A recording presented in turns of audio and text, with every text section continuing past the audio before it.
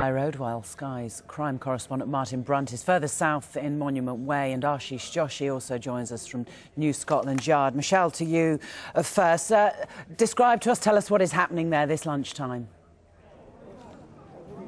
Well, people, large numbers of the community are still coming down to the High Road, which is effectively being sealed off. There was an operation earlier this morning where the police pushed people back further and further down, one because of the public safety issue, but also because they now have to begin their investigation. So people are standing on the edges, still looking at these buildings and these burnt-out cars with a feeling of disbelief and incredulity, genuine shock. But I have to say, even more than that, that there's a feeling here of anger. Even those who don't support what happened last night in terms of the vandalism and the rioting say they understand why it took place. And I spoke to a couple of people a short time ago who'd taken part initially in that peaceful march outside the police station, the peaceful protest, and they said the reason why the anger spilled over is because the police simply wouldn't talk to them. They stood outside. One man told me that he stood outside for hours and hours and nobody came to address them, and then the mood changed dramatically. One community leader told Sky News a short time ago that what happened last night was heartbreaking, but people feel ignored. What we see behind us is very painful. The heart of our community has been ripped out, and some folks have come in to Tottenham to escalate the situation. But what we must recognize is the people that came here, peaceful protesters saying, give us answers for what has happened 2 days ago. They didn't get those answers 4 or 5 hours later. Now, I think we've got to recognize we need justice. That's what they're crying out for. What you hear over there is what people need. They're crying for justice, and we can't ignore that. So genuine fear and shock and anger, and obviously what happened last night has evoked memories again of back in the 1980s, that period when PC Keith Blakelock was killed after a riot on the Broadwater farm. And people are desperate, they say, for things not to go back to that period. They say they want relations to continue improving if they have with the police. And the leader of Haringey Council, Claire Cober, said things just cannot go back to the 1980s. We haven't seen riots of this kind in Tottenham for 25 years. This is a place where people live harmoniously, where people are accepted, where people get along very well together. And it's why people feel so angry, so disturbed this morning at the scenes we see. As I say, our job over the weekend now is to get the answers that people need to hear. Then the next job, is to rebuild Tottenham. The next job to rebuild, Michelle, but you talked about tension still there in Tottenham. Is there apprehension about what could happen this evening? I think there is genuine apprehension, not just from the police, but from many members of the local community. You really can feel the tension here when you talk to people.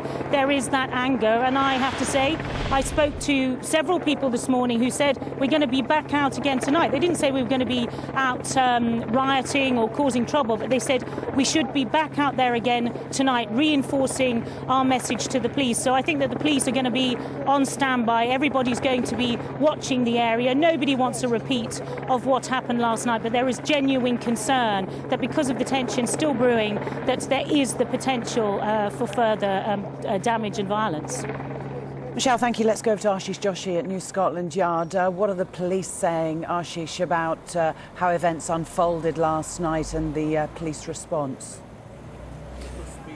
The police are saying the response was appropriate, but that the word is response. They were really pushed on the line that they should have known that this was going to happen. Warnings were flagged up by community leaders, even by David Lammy, the MP. He said tensions in the area were high after the shooting on Thursday, and I pushed that line with Commander Handstock, and I said, if you have police community liaison officers and you knew that this event was going to take place, given the history of Broadwater Farm, why weren't you better prepared? And he said, we decided to keep the presence of the police officers there a very low profile and a dignified separation from the events. So they were very concerned that if they had police officers there en masse, that would have inflamed the situation even more. So what they decided to do was to keep it very low level in the background, and they didn't expect what started off as a peaceful protest to spiral quickly out of control. He used the word speed, and he was shocked by the violence and how quickly it all turned into a full-scale riot. He's defended the police action. He said it was appropriate, but he accepts it was a response, and there could be questions asked about the intelligence operation and why they didn't see this coming in the first place. Ashish, thank you. Over to Martin Brunt then in Tottenham. Martin, what has been done, what is being done to heal, to better relations between these communities and the police force?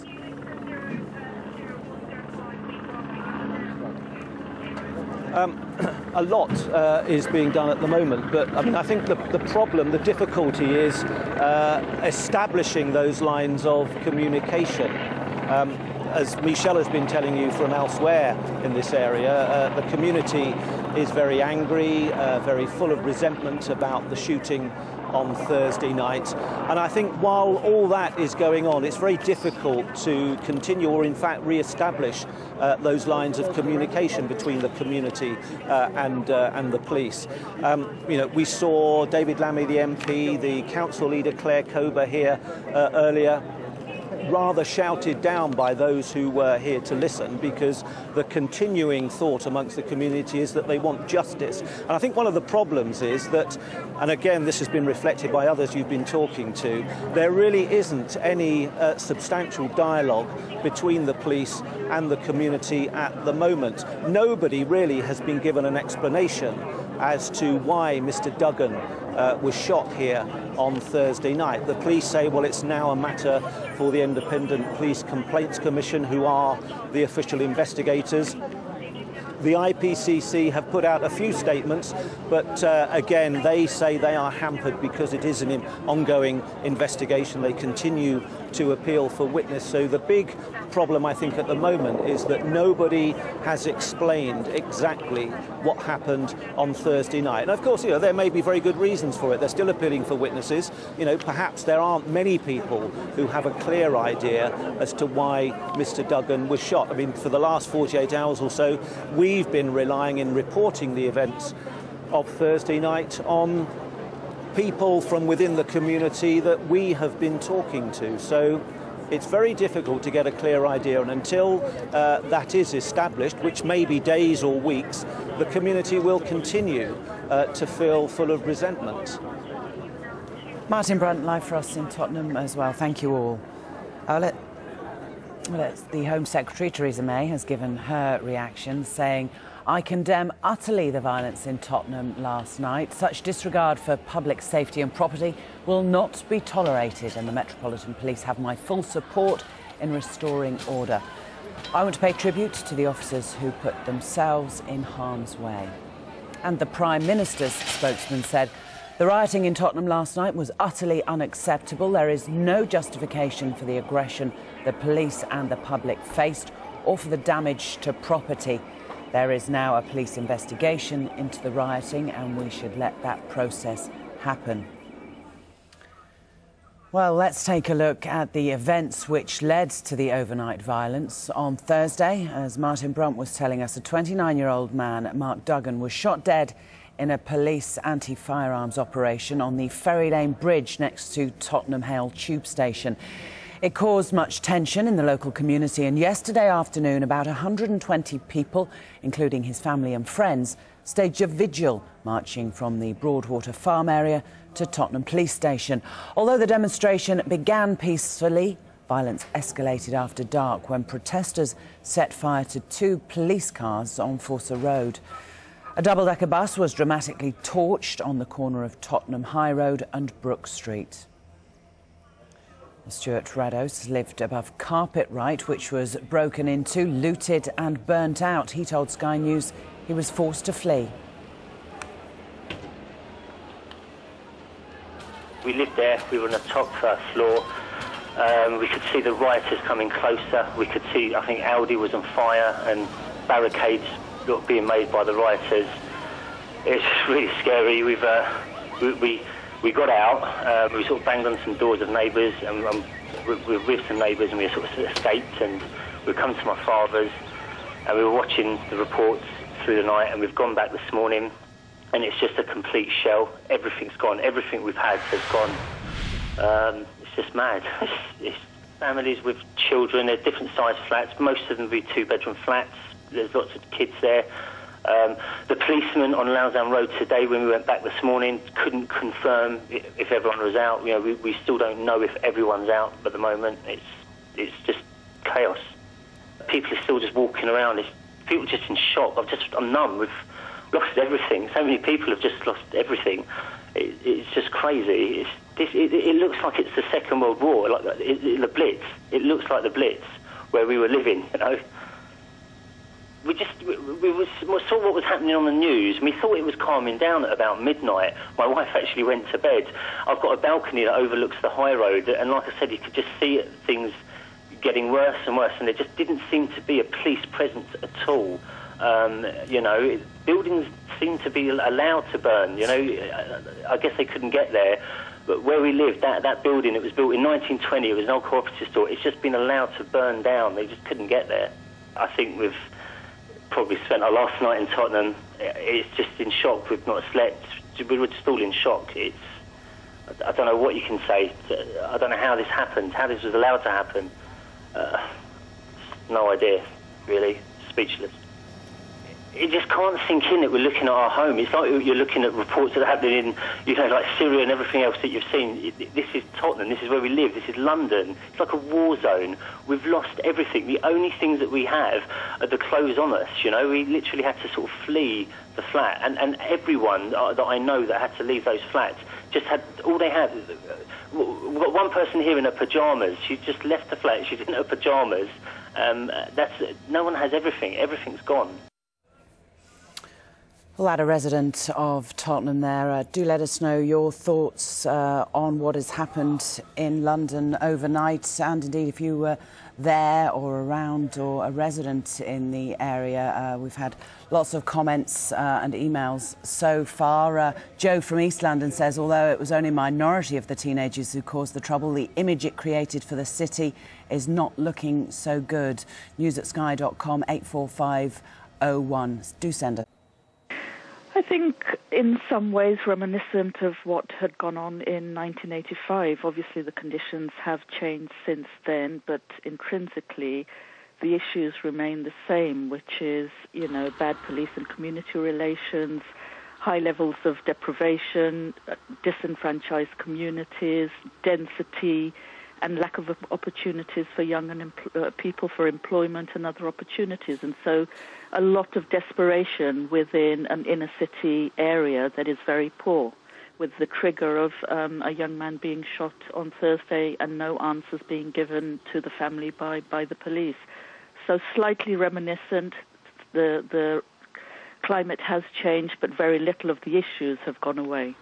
Yes, you're talking in 1985, that was the Broadwater Farm, right? Wasn't it? Which ended up with a policeman, Keith Blakelock, being killed. Yeah. The sort of, I don't know how much of it you saw yourself last night, but we're hearing that it's not just young people who were on the rampage, but older people too, and they were attacking cars, police cars, attacking journalists, burning a bus and looting shops. I think most people outside of Tottenham would think that's a complete overreaction to anything that might have occurred before. It appears as an overreaction, and obviously it's going to be devastating for the local area, and especially for the small businesses that have been looted. But I think it shows a long pent-up feeling of all the issues that I've mentioned, and it's become chaotic. It's not organised in any way, but it really shows the issues that are underlying that need to be tackled and need to be sorted out. The police make a lot of the fact in the last few years that they have tried to address concerns of the community after the riots, as you said, at Broadwater Farm. There was also Brixton as well. But do you feel they've not gone far enough, or are things getting worse again? I think obviously after the Scarman report and, you know, lots of initiatives within the police and within government, there have been many attempts to try and make changes. But I think the main issues of especially Tottenham still being a very poor area, still having very high levels of unemployment, having density, having lack of opportunities, those issues still remain, and what's happened is that a certain section of the community has been criminalized, and there are problems of drugs, there are problems of knife crime and gun crime, not so much in Tottenham, but within the surrounding areas, including Hackney and other areas. But what's happened is that people have been criminalized and criminal activity is going on. So the police have to, there is a lot of political pressure on the police to do something, and they have had to do it. But at times the tactics have ended up being quite heavy-handed, from their point of view quite justifiably, from certain members of the community. Obviously they see it as too much force or victimization. And so the bridge between the police and particularly the black community just keeps widening, and it's resulted in something like this. Not to say that everyone that was there had a grievance. Obviously there's lots of opportunists who've taken advantage of the situation, have looted, have taken away, but it's an area, unfortunately, that's once again going to get a very bad name for itself, whereas it consists of lots and lots and lots of ordinary, hard-working families who are trying to do the best for themselves, for their children, to get better education, to get better health facilities, to get better housing, to get more services in the area, to get more opportunities for young people. But there just isn't the money, and recent cuts have meant that a lot of the youth services budgets have been cut. Many of the projects that were going on community levels have stopped. So the problem's actually going to get worse. It's not going to get better before things get worse. You've obviously lived in Tottenham for a long time and a good memory of what's gone on in the past. You must be, very saddened by what you see this morning? It is sad. I think it's very sad that, not very much has changed. Attempts have been made to change things, but it's very sad to see an area that could have a great potential, because the demography of the area has changed over the years. It's got many, many different communities, and on many levels represents what, Britain would call multiculturalism, but within the, words of the government, multiculturalism in Britain has failed. And systemic racism is still there. Social and economic problems are still there. And it's sad that the area is once again going to be made a no-go area. It's going to get a bad image, and it's a vicious cycle. It's a vicious cycle, and it's very, very sad, because it's a potentially a place that could develop and has lots of resources in it to develop. But it's once again going to go backwards and take the area backwards as well. Well, that was Rizwana Hamid, a local journalist in Tottenham, speaking to me a little earlier on this morning. Let's take a look now at some pictures of the violence as it happened last night. This first image shows firefighters attempting to put out a blaze in a building. Then we have a woman walking through the debris with two children as police try to contain the rioters. We've heard of looting. Well, here's a cash machine lying in an alleyway off the high road in Tottenham. Another picture shows a man being led away by the police, and a fire raging through a building. Older viewers, I think, will be put in mind of the Blitz when they see that picture. A rioter confronting the police here, a masked rioter. And this is youths facing riot police on duty in that street in Tottenham. And people use aerosol cans here to set fire to shelves inside a shop on Tottenham High Road. More on the events in Tottenham in a few moments, but let's take a look now.